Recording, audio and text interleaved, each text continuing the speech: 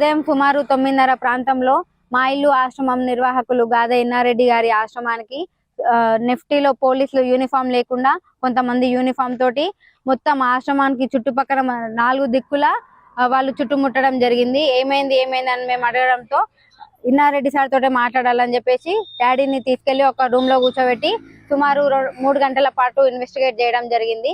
మేము అక్కడికి వచ్చి కనీసం మాట్లాడతాం, డాడీ కావాలని వాటర్ తీసుకెళ్లి ఇద్దామంటే కూడా పర్మిషన్ ఇవ్వలేదు.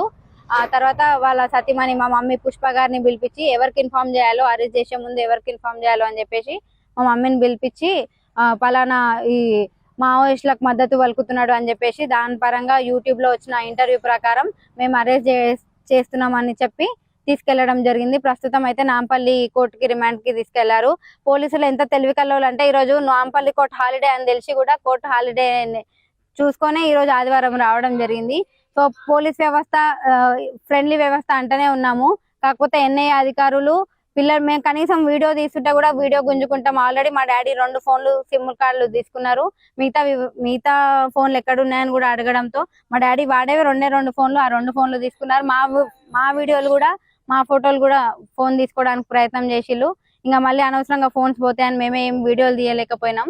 లాస్ట్ మూమెంట్ లో అరెస్ట్ చేసే టైంలో మాత్రం మాకు పర్మిషన్ ఇచ్చిళ్ళు ఫోటోలు వీడియోలు తీయడానికి. సో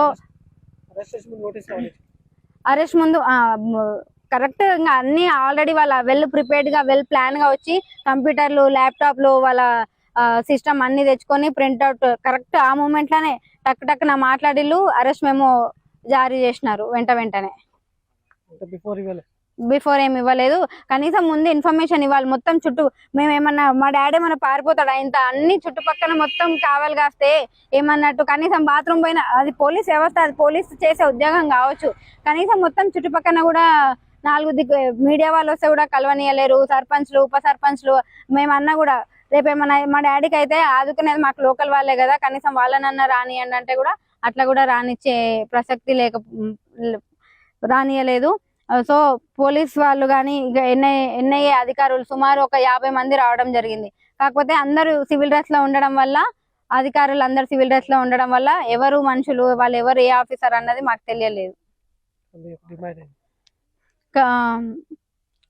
సమాజంలో మంచి చేస్తేనే చెడు అవుతుంది. మనం ఎంత మంచి కోరుకుంటామో అంత చెడు మనకే అవుతుంది అన్నట్టు. ఎప్పుడు కూడా ఆయన స్వార్థం కోసం పనిచేసింది కాదు, ఎప్పుడు ప్రజల మనిషిగానే ఉంటాడు. ఆయన స్వార్థం కోసం చేసేటట్టయితే ఇంతమంది అనాథ పిల్లలను ఇచ్చేసేవాడు కాదు. ప్లస్ ఆయన ప్రజల కోసమే ఉన్నాడు కాబట్టి ప్రజల మనిషి, న్యాయం గెలుస్తుంది తప్పకుండా.